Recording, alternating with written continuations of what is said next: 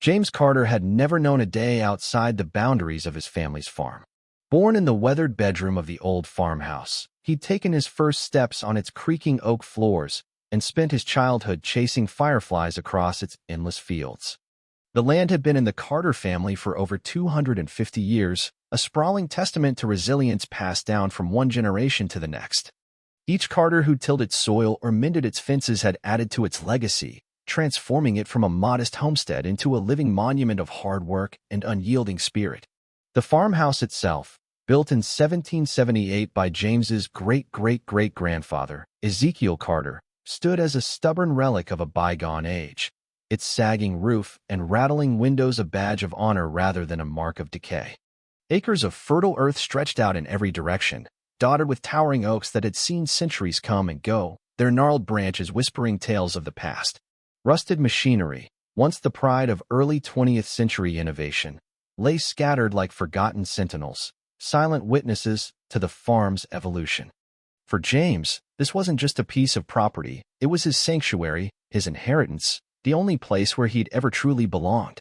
Every morning, as the first light kissed the horizon, James stepped onto his front porch with a mug of black coffee steaming in his hands. The air was crisp and alive, carrying the earthy scent of freshly turned soil, the faint musk of livestock stirring in the barn, and the distant hum of crickets fading into dawn. This was his sacred time, before the world awoke, before the clamor of modernity could trespass on the stillness of his land. He'd stand there, boots planted on the worn planks, and let the quiet wash over him, a ritual as vital as breathing.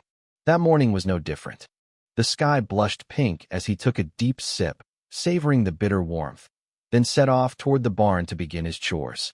The horses whinnied softly as he tossed hay into their stalls, their familiar knickers a comforting rhythm in his routine. He was halfway through the task, pitchfork in hand, when a glint of movement caught his eye, a sleek black SUV rolling slowly down his long, rutted driveway. James paused, squinting against the rising sun. The vehicle was out of place here, its glossy finish a stark contrast to the dust-coated tractors and weathered barns that defined his world.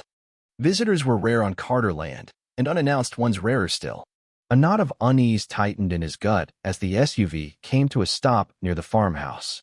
He set the pitchfork aside, wiped his hands on his faded jeans, and trudged toward it, gravel crunching under his boots.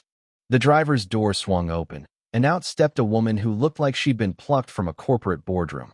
Crisp gray blazer, starched pencil skirt, and heels that wobbled slightly on the uneven ground. She clutched a thick manila envelope, adjusted a pair of oversized sunglasses, and surveyed his property with a sneer she didn't bother to conceal. Her heels clacked sharply as she ascended the porch steps with the confidence of someone who owned the place. "Can I help you?" James called, his voice rough with suspicion as he approached. She barely glanced at him, her lips pursing as if his presence were an inconvenience.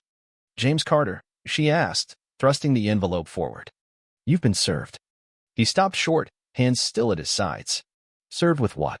She sighed, a sharp, impatient sound, and shoved the envelope into his chest. "You'll see." Without another word, she turned on her heel, strode back to her SUV, and roared off, kicking up a cloud of dust that lingered long after she'd vanished down the road. James stood there, staring at the envelope, his stomach twisting. In 52 years, he'd never been served anything. He paid his bills on time, kept his taxes square with the county, and steered clear of trouble. He didn't have enemies, at least, none he knew of. With a deep breath, he tore open the flap and pulled out a stack of papers. His eyes scanned the first page, and the world tilted beneath his feet. Notice of lien. Property owner, James Carter. Amount due, $1,470.35. Delinquent Homeowners Association fees and penalties. He blinked, certain he'd misread it. A homeowners association? His farm sat miles from the nearest subdivision, surrounded by open fields and a scattering of old homesteads that had weathered decades alongside his own. There were no cul-de-sacs here, no community pools or perfectly trimmed hedges, just raw, untamed land that had been Carter territory since before the Declaration of Independence was signed. This was a mistake, had to be. He flipped through the pages, each one more absurd than the last. Dense legal jargon citing violations of community regulations, a demand for immediate payment, and a claim that his property now fell under the jurisdiction of something called the Pine Hollow Homeowners Association due to a recent territorial expansion. A breakdown of supposed infractions followed: failure to maintain uniform fencing, unauthorized storage of non-operational vehicles, and his personal favorite, landscaping violations. He let out a sharp, humorless laugh that echoed across the empty yard. Landscaping violations? On a working farm? Then non-operational vehicles were his tractors, vital, running machines that kept this place alive. His pulse quickened as he reached the final page, where bolded text delivered the gut punch. Due to non-payment, a lien has been placed on your property. Failure to comply may result in repossession of property and assets to satisfy outstanding debts. Repossession, he muttered, disbelief warring with a rising tide of anger. His jaw clenched so tight it ached. Repossession of his farm? The land his ancestors had fought and bled for? Not a chance in hell. He stormed back into the farmhouse, snatched his phone from the kitchen counter, and punched in the number listed on the notice. His hands shook, not with fear, but with a fury he could barely contain. The line rang twice before a chipper voice answered. Pine Hollow Homeowners Association.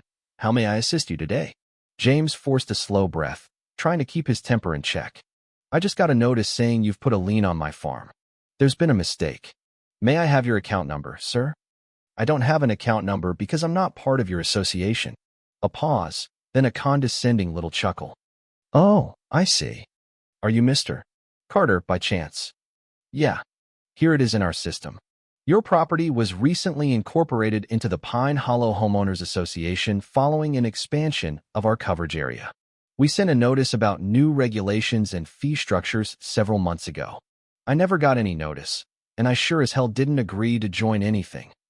As per Local Ordinance 47, B3, properties within the newly defined boundary automatically fall under our governance unless an exemption is filed within 60 days of notification.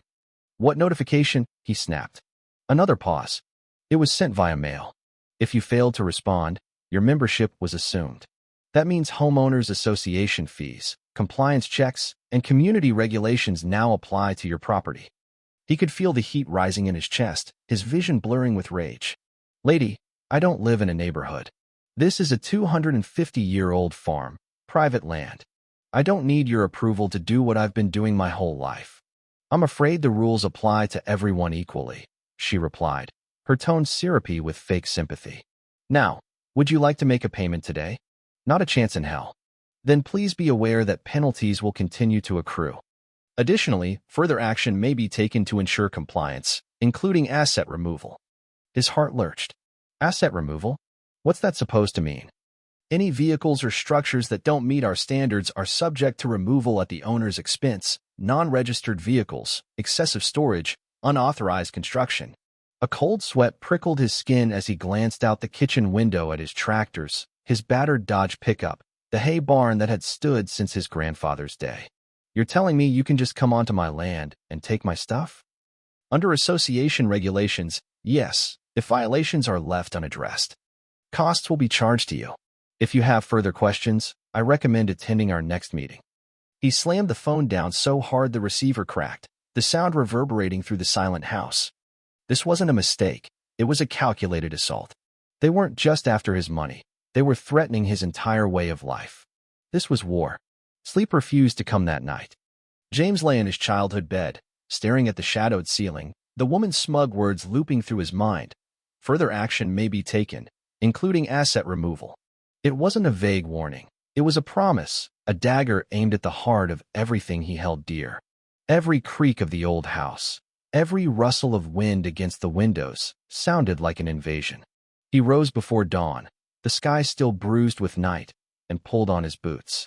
The morning air bit at his skin as he strode to the barn, his breath fogging in the chill. He needed to check his equipment, to see it with his own eyes, to know it was still there. If those association bastards thought they could waltz onto his land and start taking things, they'd find out just how fiercely a Carter could fight.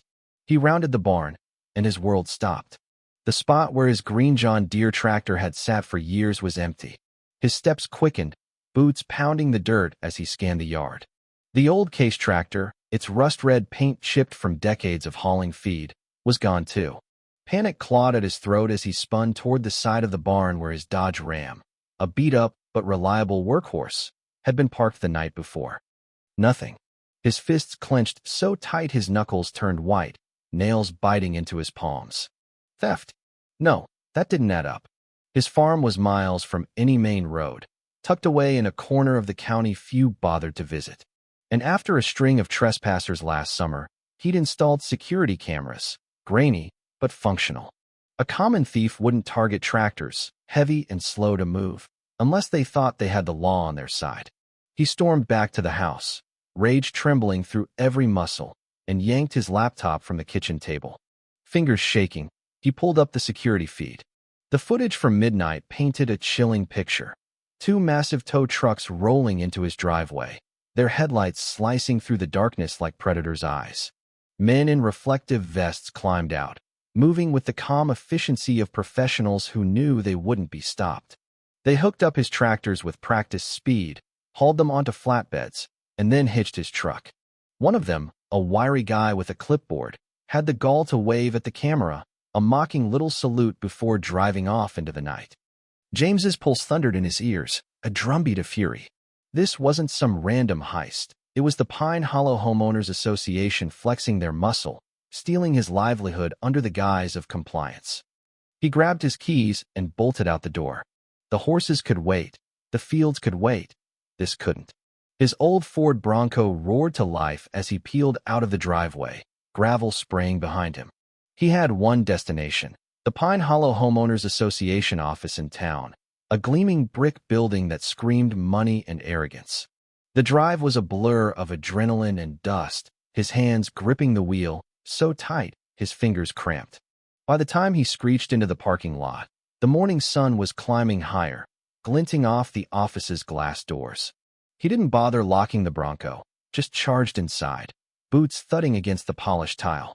The receptionist, a prim blonde with a name tag reading Lisa, looked up from her computer, her smile faltering as he loomed over her desk. "I need to speak to whoever's in charge," he growled, his voice low and dangerous. "Do you have an appointment?" she asked, her tone brittle. "No, but I've got a stolen truck and 2 missing tractors thanks to you people. Get your boss out here, or I'll start tearing this place apart." Her eyes widened, but before she could stammer a reply, a familiar voice cut through the tension. "Mr. Carter, what an unexpected visit." Margaret Hensley, the association president, glided into the lobby, tailored navy suit, pearl earrings, and a face that looked like it had never broken a sweat. She was the picture of a petty tyrant, all polished edges and cold calculation, and James despised her on sight. "Cut the crap, Margaret," he snapped, stepping toward her. "Where the hell is my equipment?" She folded her arms, her expression unshaken. "Your vehicles were removed as part of our compliance enforcement. They were deemed non-operational and in violation of association guidelines. This isn't some suburban cul-de-sac. It's a farm. My livelihood. You had no right to take them. We had every right, as per the regulations you're now subject to," she said, her voice smooth as glass. "I never agreed to your damn rules." "Your property falls within our jurisdiction," she countered, tilting her head with a smug little smile. "The deadline to contest this passed months ago. You were notified." "I got nothing," he roared, his voice bouncing off the walls. She shrugged, unperturbed. "Unfortunate, but the rules are the rules." "Where are they?" he demanded, stepping closer, his voice dropping to a lethal whisper. "Impounded. If you'd like them back, you'll need to pay the outstanding fees and retrieval costs." "You're holding my tractors hostage?" "Think of it as an incentive to comply," she said, her smile widening. He took a slow, shuddering breath, every fiber of his being screaming to put his fist through the nearest wall. "You've got 24 hours to return my property," he said through gritted teeth, "or I swear to God, you'll regret it." Margaret's smile didn't waver. "We'll see about that, Mr. Carter. Have a nice day." He turned and stormed out, the glass doors rattling behind him. Her confidence only fueled his resolve. This wasn't over, not by a long shot. If she thought she could strong-arm him into submission, she was about to learn just how wrong she was. Back at the farm, James drove in silence, his knuckles white against the steering wheel, His jaw clenched so hard it felt like it might shatter. Margaret Hensley's smug face burned in his mind, her voice replaying like a taunt. We'll see about that. She thought she'd won, thought she could steal from him, extort him, and walk away unscathed. She was wrong, dead wrong. The moment he parked, he stormed to his shed office, a weathered-out building he'd converted years ago, and flung open the filing cabinet. Dust motes danced in the sunlight as he hauled out a thick folder stuffed with every legal document tied to his land: deeds, survey maps, purchase records dating back to the 1700s. If the association thought they could claim his farm, they were about to get a history lesson they wouldn't forget. He spread the papers across his desk, flipping through them with the focus of a man possessed.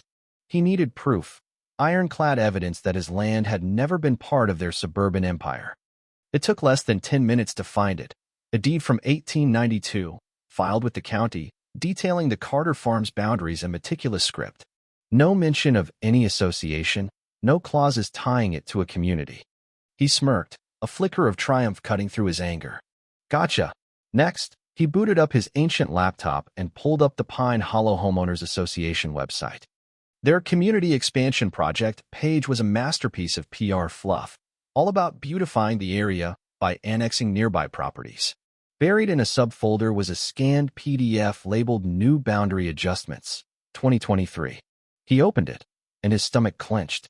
There was his farm's name, listed among the annexed properties, but the signature field at the bottom, where he was supposed to have consented, was blank. They'd never gotten his approval. They'd never even asked. These bastards had faked the whole thing, bypassing their own legal process.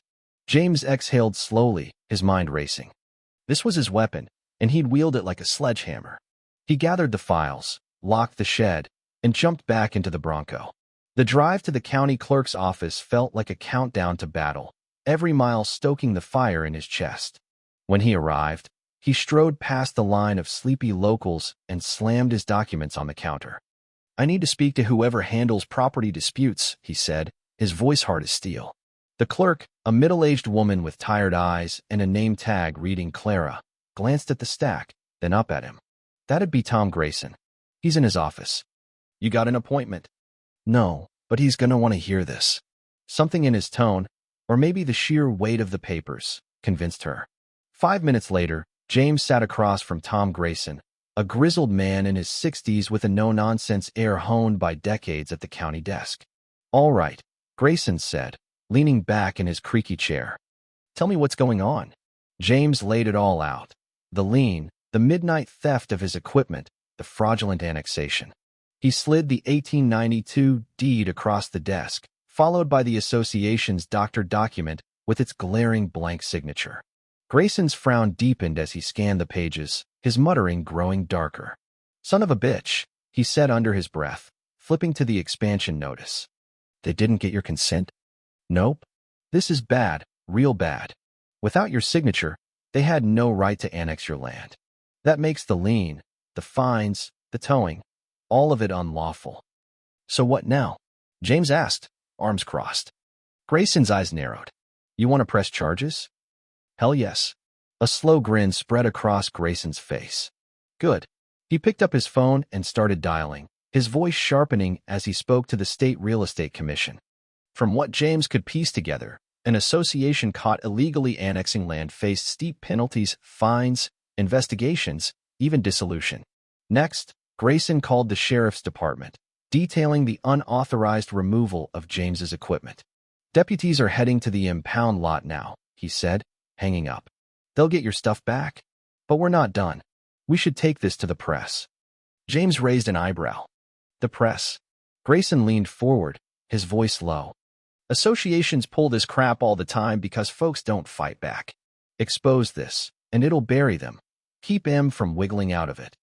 James pictured Margaret's smug face and nodded. Let's do it. An hour later, Channel 7 News was on the line, scheduling an interview. By the time James left the county office, the gears were turning. Pine Hollow had picked a fight with the wrong man, and they were about to lose everything. The next morning, James stood on his porch, coffee in hand, watching the sun rise over his fields. Normally, this was his moment of peace, but today it felt like the calm before a storm. By noon, the news crew would arrive. The sheriff was already moving on his equipment, and soon the association's house of cards would collapse in front of the whole county. A grin tugged at his lips as he imagined Margaret Hensley sipping her overpriced latte in her pristine suburban mansion, oblivious to the reckoning barreling her way. At 11:30 a.m., a white news van rumbled up his driveway. A young reporter, Sarah Klein, stepped out with her cameraman and sound tech, all buzzing with energy. "Mr. Carter," she said, extending a hand. "I'm Sarah Klein with Channel 7. Thanks for speaking with us." James shook her hand firmly. "Happy to. People need to know what's happening." "We saw the documents from the county," she said, her eyes wide. "This isn't just overreach, it's fraud." He chuckled darkly. "Yeah, well, they messed with the wrong guy." Within minutes, they were set up, camera rolling, microphone clipped to his flannel shirt. Sarah started with the basics. His family's history on the farm, its 250-year legacy, the lifeblood it represented. Then she leaned in, her tone sharpening. "Tell us about the homeowners association." James took a breath and unleashed it all. How Pine Hollow had claimed his land without consent, slapped a lien on his property, and sent tow trucks in the dead of night to steal his tractors and truck like some back-alley mob. Sarah nodded, scribbling notes, then asked, "Do you have proof?" He grinned. "Oh, you bet I do." He led them to his shed office, where the documents lay spread out, his ancestral deed, county maps proving his farm's independence, and the association's forged annexation notice with its blank signature field. Sarah's jaw dropped as she sifted through them. "This is unbelievable. If this holds up, they've broken the law."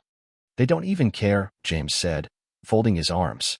"Get footage of this," Sarah told her cameraman. "We're running this tonight." Satisfaction surged through him. This was the turning point. But just as the crew packed up, tires crunched on gravel outside. A black SUV pulled up, and out stepped Margaret Hensley, her smug mask firmly in place. James stifled a grin. She had no idea she'd walked into a trap. "Mr. Carter," she said, her voice dripping with false sweetness as she approached. Her eyes flicked to the news crew, a flicker of unease breaking her composure. "A news team? Really?" Sarah stepped forward, microphone ready. "Ms. Hensley, I'm Sarah Klein from Channel 7. Care to comment on the illegal annexation of Mr. Carter's land?" Margaret's fingers tightened around her leather purse, but her smile held. "There's some confusion. Pine Hollow operates within the county's legal framework. Mr. Carter's property is under our jurisdiction." "Actually, it isn't," Sarah cut in. "We have county records showing his land was never part of your association. The expansion notice lacks his signature, making every action against him illegal." "Your response?" Margaret's lips parted, but no words came. James crossed his arms. "Go ahead, Margaret. I'd love to hear your excuse." Sarah pressed on. "Can you explain why you removed Mr. Carter's equipment without legal authority? The sheriff's investigating the impound lot now. If they confirm this, you could face criminal charges." Margaret's facade cracked, her eyes widening for a split second before she snapped. "This is inappropriate. We act in the community's best interest. Any issues will be handled internally." "Do you deny falsifying documents to claim his land?" Sarah asked. "Do you deny extorting him under false pretenses?" Silence. "Then, this interview is over," Margaret barked, spinning toward her SUV. "Our attorneys will address this defamation." James laughed as she slammed the door and sped off, dust swirling in her wake. "Tell your lawyers about the fraud, Margaret," he called after her. Sarah shook her head. "She's rattled." "She should be," James said, grinning. "This is going to be huge," Sarah said. "People will demand answers." "Then let's give him some," he replied. That evening, James sat on his porch, watching the sun sink below the horizon. The air was thick with the scent of soil and the promise of rain. A storm brewing, just not in the sky. The broadcast aired at 6 p.m., and his phone hadn't stopped buzzing since. Neighbors, townsfolk, even farmers he barely knew flooded his inbox with support. "Saw it, James, they're done for." By the 10 p.m. news, the story had gone viral. Pine Hollow's fraud, the illegal towing, Margaret's flailing denial, all laid bare. James wasn't letting up. At 8 a.m. the next day, he marched into the sheriff's office. Sheriff Mike Brody, a burly man in his 50s with a seen-it-all demeanor, flipped through James's file with growing amazement. So they forged paperwork, slapped a fake lien on your farm, and stole your tractors and truck? That's the gist of it, James said, arms crossed. Brody whistled. I've seen shady HOAs, but this is next level. Let's have some fun with this. An hour later, James rode shotgun in a patrol car, heading to the impound lot. The owner, a greasy weasel named Eddie, waddled out, protesting. I can't release those without authorization, the HOA said. Brody smirked, handing him a warrant. This says otherwise. Eddie paled, fumbling with his keys. The gate creaked open, revealing James's tractors and truck, plus a few other vehicles likely snatched from other victims. James climbed into his Dodge, the familiar groan of the engine a balm to his soul. But they weren't done. Next stop, Pine Hollow's office. A crowd had gathered outside, angry homeowners clutching their own mysterious bills, phones recording the chaos. Margaret's face blanched as Brody and his deputies stormed in with a court order. You can't just, she started, but Brody cut her off. Got evidence of fraud, lady. We're seizing records. James stepped forward. This isn't harassment, Margaret. It's justice. Deputies emerged with boxes of files, laptops, and drives, proof of falsified records, inflated fees, and funds siphoned into Margaret's personal account. The crowd cheered as she was let out in cuffs, her smug mask shattered. A reporter shoved a mic at James. How's it feel to see her arrested? He tipped his hat. Feels like justice, ma'am. The fallout was seismic. Over weeks, the Pine Hollow board dissolved, every fraudulent claim was voided, and lawsuits piled up from former members.